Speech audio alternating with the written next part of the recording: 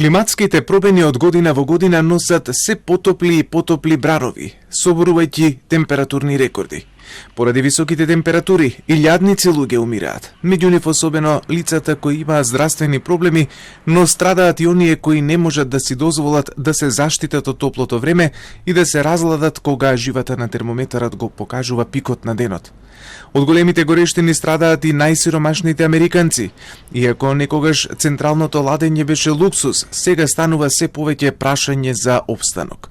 Особено во градовите како Денвер, Портланд и Сиетл, кои вообичаено имаат посвежи лета, но брановите отежештини ја нагласија економската разлика кај домакинствата со ниски приходи, кои сега се соочуваат со исцрпувачки температури. Многу од нив имаат единечни разладни единици, но не можат да си дозволат да ги користат, бидејќи сметките за потрошена енергија се многу високи.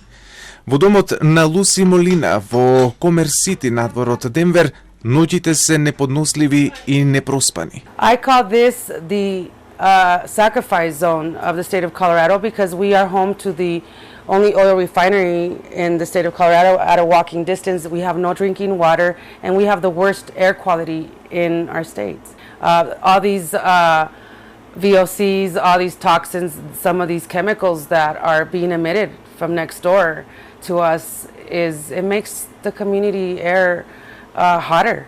Аманда Моријан, жител на Денвер, има 13-неделно бебе и очајно се обидува да го разлади својот дом и да ја намали температурата во својата куќа.